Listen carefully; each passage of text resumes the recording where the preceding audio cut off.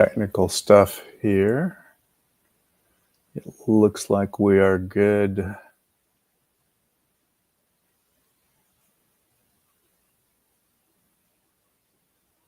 All right, still waiting to see if it goes live on LinkedIn. I don't see that yet, so.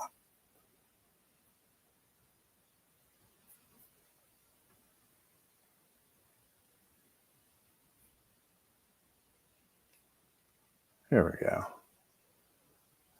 And we are live. Now I see it. All right.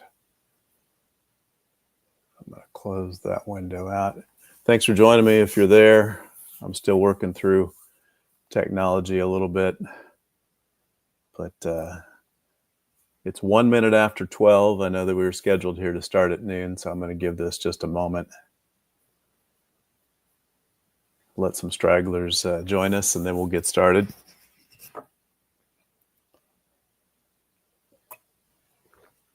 All right.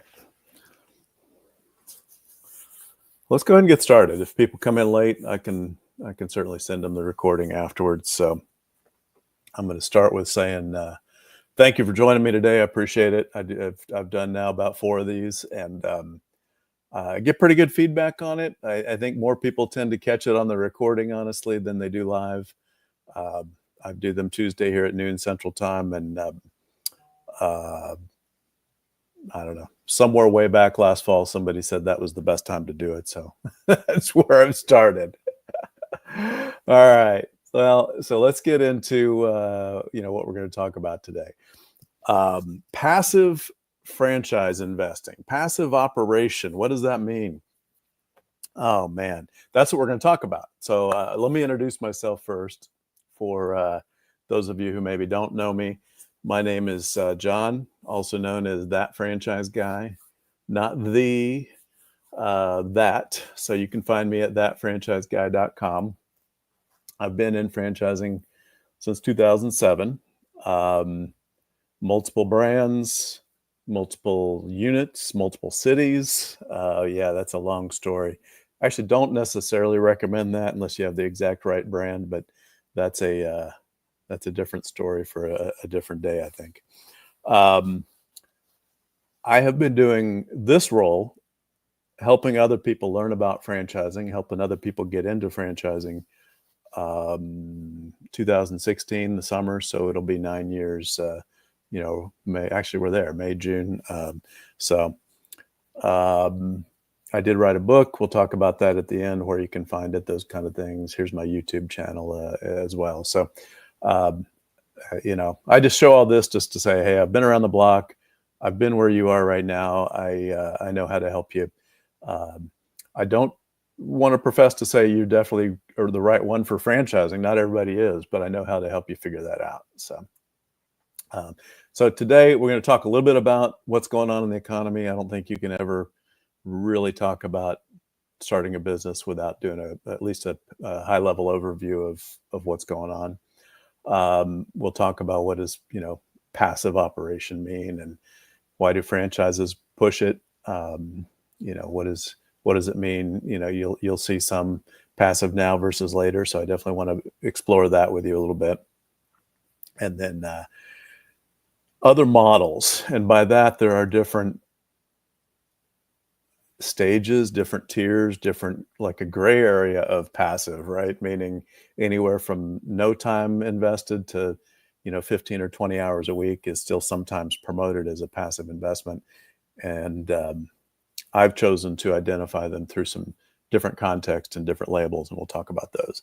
And then we'll finish up with, how you can get a hold of me if you want to learn some more, and other resources that I have and things like that. So, all right. So what's going on in the economy? A lot of stuff in the last month in particular, maybe 2, about, recession coming and the tariffs and all this kind of stuff. And I will tell you, I'm not a hyper political guy, and I try to just connect the dots with what's in front of me. And I don't see it. I don't see a recession. So I'm going to throw a disclaimer in here and say this is my personal opinion, right?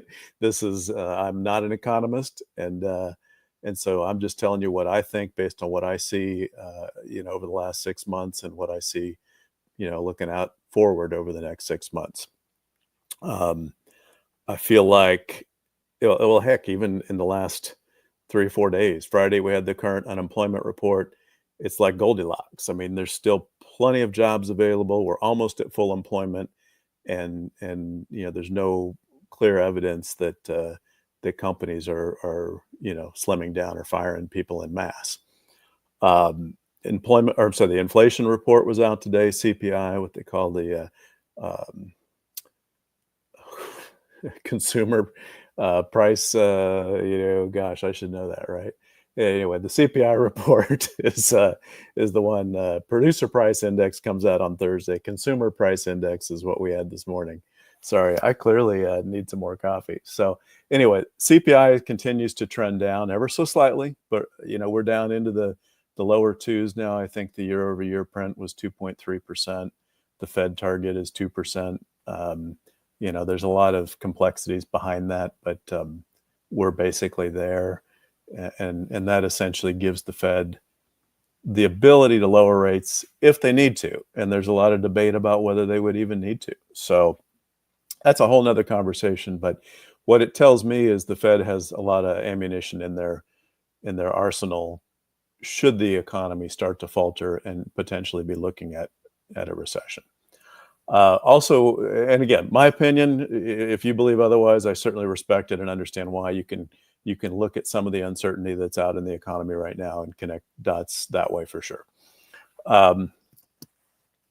SBA changes, I want to just touch on that a little bit. You might have seen something in the news about what's going on with the SBA. For record keeping, today is May 13th, 2025. This is recorded, so I know that stuff lives in perpetuity.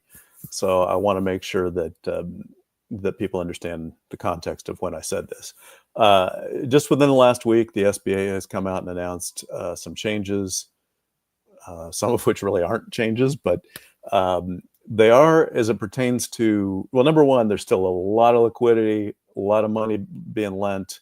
They have not shown any signs of pulling back.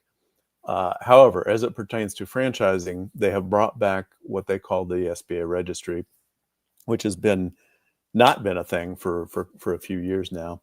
All that means is to get an SBA loan on a franchise startup, they have to be registered and filed some documents with the SBA. Pretty much guaranteed every established franchise has done that. Or will have done that by the time this gets implemented in June. The place where it could be an issue for you, it's going to be a struggle to get financing for what we call an emerging brand. And that's going to be a franchise with, say, less than 20 units, maybe less than 4 or 5 years in operation. And they may require additional cash from you to get that loan. So they're financing a lower percentage and things like that. So just keep that in mind, and if I'm working with you, I'll certainly, that will come up in our conversations if SBA is the route you're going to want to go. The last piece that I've seen they updated was requiring U.S. citizenship. As far as I know, that's always been a requirement and never went away. So I don't know why they're highlighting that. And really, that's not a change. So. That's my kind of high level, hey, what's going on in the economy? Because I think it's relevant today, piece of the presentation. So let's talk about passive franchise operation. What does that mean? Many people think you can invest in a franchise business, put some money into it, sign a few papers, and you'll show up at the mailbox once a month and get a check to go cash, mailbox money. That's truly passive. Really doesn't exist. You might find some things that are less than a couple hours a week. Some big investments that don't require a lot of labor that you have to manage. Maybe some automated car washes or mini storage or some things like that can be like, well, they'll be as passive as real estate investing is, right? It's going to require some attention to manage rental properties. and you can do that, or you can hire a property manager. Um, Most of those kind of things are going to be similar. Um, what we're going to talk a little bit more about today is, how can the average person get into a passive operation franchise, and what is that going to look like? Because there's it seems like that should be the answer, but the reality is, to go to my next point here, many franchises promote themselves as passive or semi-passive when they may really need you to be engaged and paying attention 10 or 15 hours a week. To me, that's not passive. So we're going to talk about how that works and what you need to look for if you're interested in keeping a job and starting a business on the side. By the way, I don't like the word side gig or those type of things, because to me that does not denote a real business that you can grow and scale. I think my recommendation to you would be, if you want something to just park your money in, you're going to be looking at traditional investments like stock market, mutual funds, and even real estate property. When you get into a business, even one that's managed by somebody else, you have to plan on being engaged. That doesn't mean you have to be there every day. You don't have to be there every week. I know many, many people in the business world, and franchising in particular, that manage franchises out of state. Maybe they're there once a year. So it's possible, but I will tell you that in most of those cases, they started with a business close to home. So we'll talk about that. In terms of why do franchises promote passive? Well, it's attractive. It's as simple as that. There's no other real explanation. There are a lot of people out there that like the idea of keeping the security of their job and investing in a business that they can build or have as an investment on the side, for a number of reasons. Many people want to use a business as an exit strategy. Hey, I want to keep my job another 5 years, but I want something in place to transition into that's already established and making money. That model absolutely exists. Other people don't ever want to leave a job, and they want just to build an investment portfolio. That model exists. So that's why franchises promote passive. What your job is as the potential investor is to figure out, what does passive mean in their franchise model, because it's different. Okay. So let's start with passive now versus passive later. Many brands will talk about having a passive franchise. Oh, but you got to start full time and build the foundation. Well, that's passive later. Sure, you can build it, but in order to do that, you're going to have to leave your job. You're going to have to commit full time to this, sometimes maybe 50, 60 hours a week. It's your money, it's your, time, everything. You want to make sure this works if you do it. And that's not bad. It just is, in fact, in many cases, that's the best way to do the business in terms of success rates. But you need to know that going in, not as a surprise, right? So that's what we talk about as I work with people and I'm looking at passive investment models is, what does it mean for this particular brand that you're interested in? What are the current franchisees doing every day? What do they do in month 1, month 12, month 36? And are you prepared to do those things to be successful with it? And if it's not a fit, we move on. So that's a lot of what I do, working with over 500 anyway. I don't know, hundreds of franchise brands. So, excuse me. So yeah, that's I guess to finish that thought, passive now versus passive later, there are a number of franchise brands that you can start while you keep your job. And let's talk about those next. Or run another business. I don't mean to focus just on keeping a job, but where you're not there day to day, being the daily operator, 9 to 5 or whatever the hours of that business are. You're managing somebody else running it for you. That's really the passive now model, is a franchise that has the technology, the systems, maybe a call center, all of the things that need to support you and a team who's running the business for you out of the gate. So that does exist in different forms. So let's talk about that. What are these different forms and different operating models in franchising? So we talked about the true passive, right? You will then start to go down this scale of brands that label their opportunity as semi-absentee. You're going to see, well, let's stay on this one. So passive versus semi-absentee. So what is the real distinction? The main difference between these things and these labels is going to be, what do you have to do in terms of time commitment and skills, and how are you going to operate this business without physically being there full time? And so, typically semi-absentee, semi-passive are used pretty broadly, up to about 15 hours a week. So to me, that's a pretty big deal. Somebody who's got 5 hours a week is going to be really uncomfortable if they're going to have to put 15 in to build this business. And you need to know that going in, because there also is typically an inverse relationship between time and money. So if you're building a business expecting to do so, putting 5 or 10 hours a week into it, typically there's more money required. Often there's brick and mortar that costs more, that you've got to, build and construct and house a manager. So not always, but that's where a lot of them traditionally are. And so you want to make sure that you're protecting your time and your investment, and that this is going to be successful in a way that you can predictably go about doing it. So what if, well, let's talk about it. So this semi-absentee label covers, again, still pretty broad.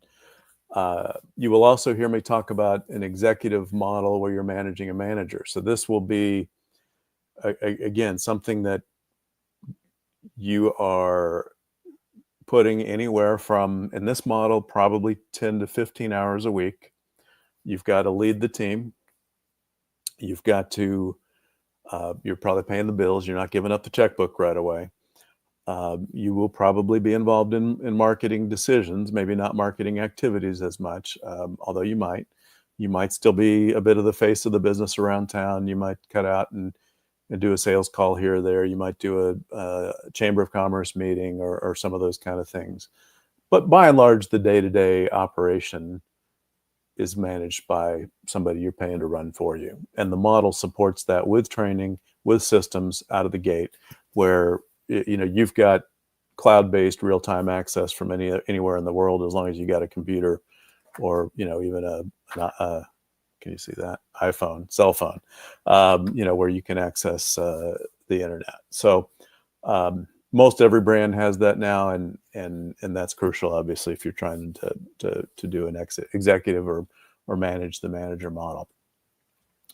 And then we get maybe farther down the scale into what I would call semi-active, even starting to approach a full-time operator, where this might be, because this could be tough for a single person who works a 40 or 50 hour job, a week job, to then add maybe another 15 or 25 hours a week in this semi-active model.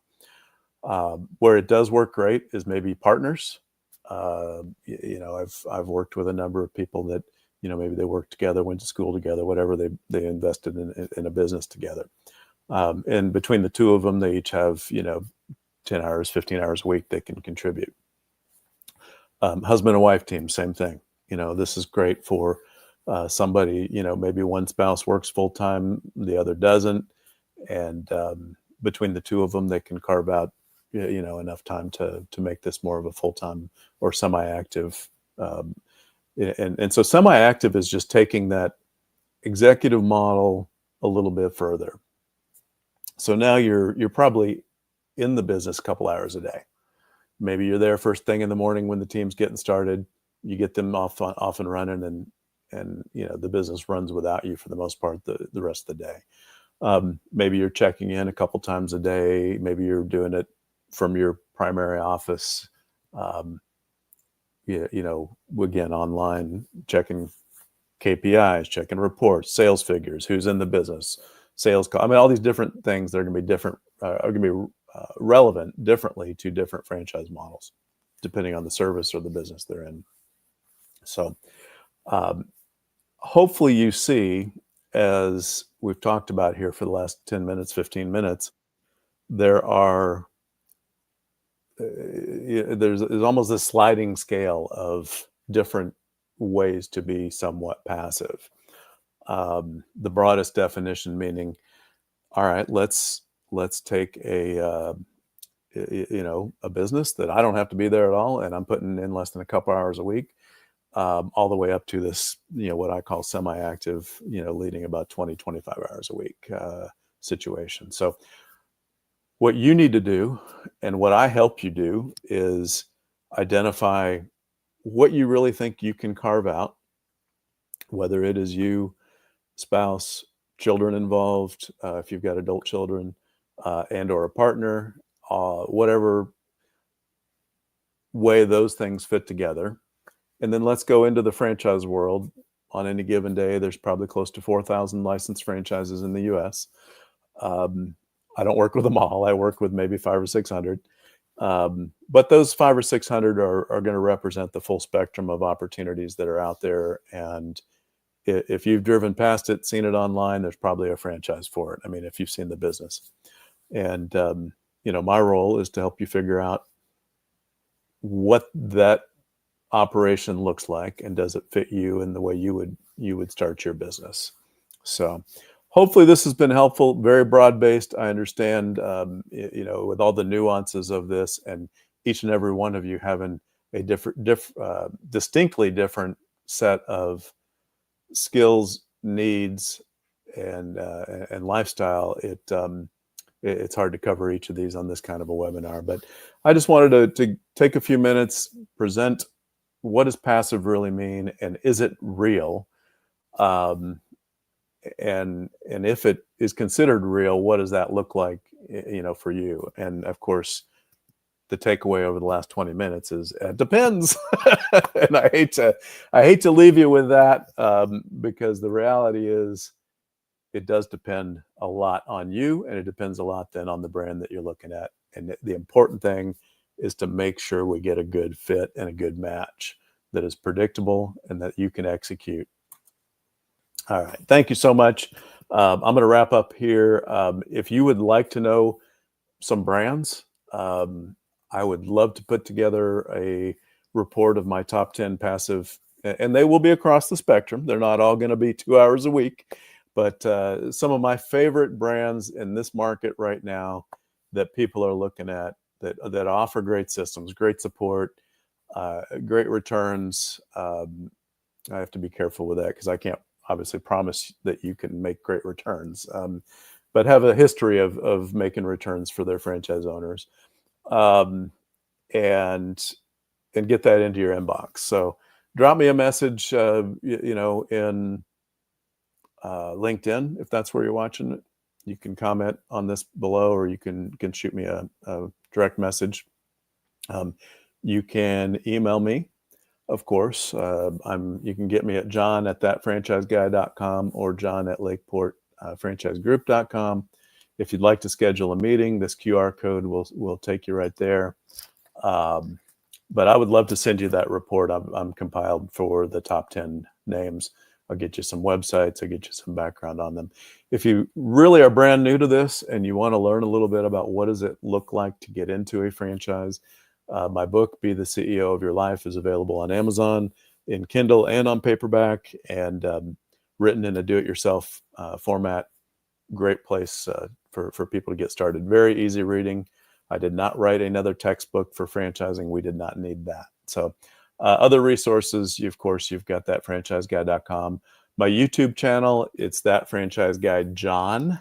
If you want to go check out some great videos, there's probably 30 of them up there of various interviews I've done. And but I had to add John to it. That Franchise Guy apparently is an NFL guy for the NFL franchises and has millions of followers, and that's not me. So And of course, I'd love to talk to you about your specific situation and how we could tailor a franchise search to you. My services are available to you at no cost. I work like an executive recruiter. Franchises pay me if I bring them a great candidate who decides to go forward.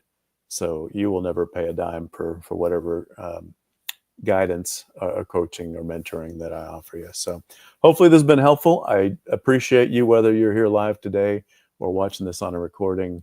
Um, yeah, thank you so much. It means a lot. Have a great day, and I look forward to talking to you in the future.